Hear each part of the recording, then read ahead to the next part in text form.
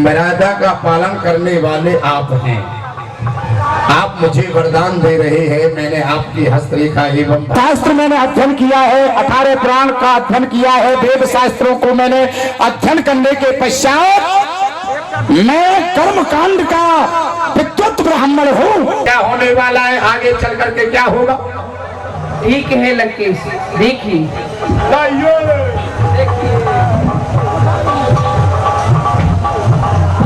शास्त्र मैंने अध्ययन किया है, 18 पुराण का अध्ययन किया है, वेद शास्त्रों को मैंने अध्ययन करने के पश्चात मैं कर्म कांड का विद्वत ब्राह्मण हूँ। इसलिए ज्योतिषाचार्य रावण है, भूत भविष्य वर्तमान तीनों कालों की स्थिति को बताने वाला ये मर्यादा का पालन करने वाले आप हैं। आप मुझे वरदान दे रहे हैं। मैंने आपकी हस्तरेखा एवं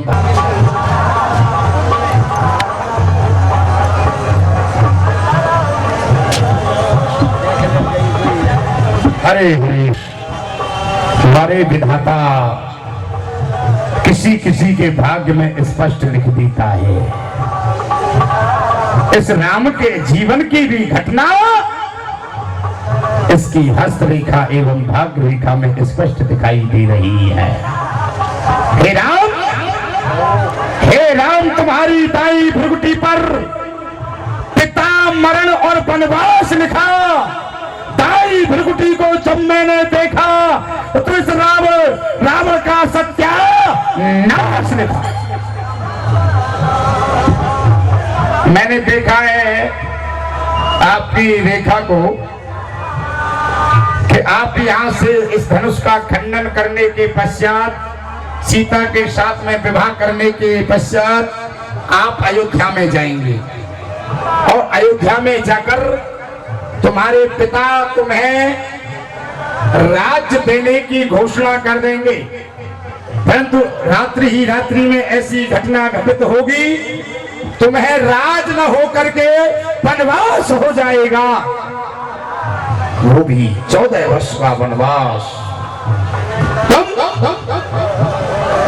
अपने प्रिय लक्ष्मण के सहित, जानकी के सहित वन में चले जाओगी। इस दुख को दशरथ सहन नहीं कर पाएगा और आपके वियोग में तुम्हारे पिता की मृत्यु हो जाएगी। उसके बाद फिर हम इतना भी जानते हैं, जो ये धनुष का निर्माण हुआ है ये सूरवंशी राजा दधीच की हड्डियों से बना हुआ है। राजा दधीच की हड्डियों से ये धनुष का निर्माण हुआ है। ये सूरवंश की हड्डी है। अधिकार हम इससे जोड़ेंगे। हक पड़ा है राम का, राम ही से तोड़ेंगे। इस धनुष को तुम ही तोड़ सकती हो। जो राजेंद्रगढ़ सीता में आस लगाए हैं, सीता की आस राम में है और राम धनुष पर छाए हैं। जो लोग कहते हैं कि हम धनुष को तोड़ करके सीता का विवाह करके ले जाएंगे, परंतु वो नहीं कर पाएंगे। क्यों? सीता की तो मन की इच्छा आपके श्री चरणों में है। सीता ने तो अपने आप को आपको समर्पित कर दिया है। हे मधुसूदन, हे मधुसूदन, तुम मेरे ही कारण इस धरणी तल पर आए हो। दशरथ के यहाँ जन्म लेकर 4 अंश निज प्रगटाए हो।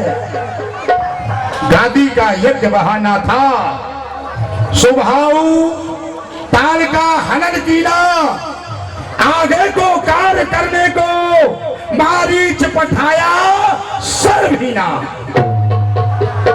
आपने विश्वामित्र की यज्ञ की रक्षा की, ताड़का स्वभाव का हनन किया।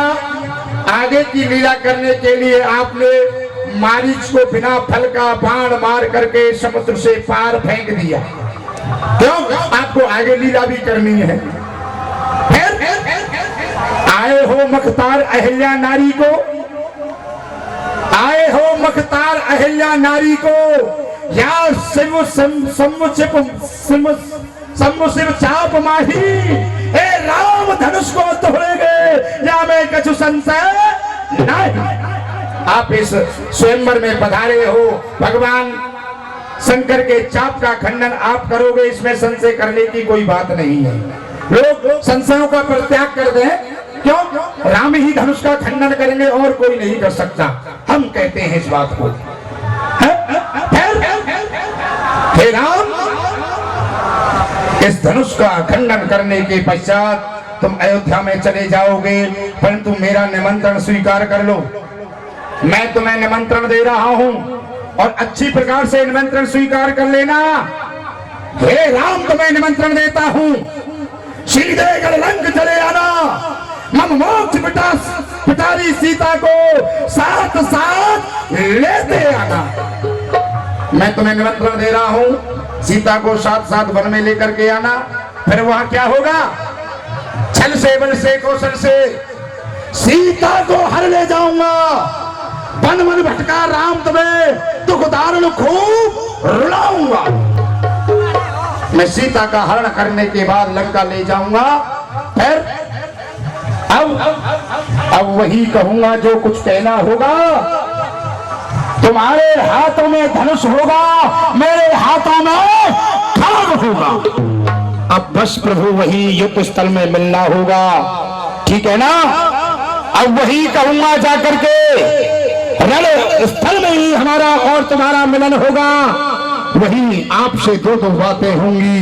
बस मैं आपको प्रणाम करता हूं।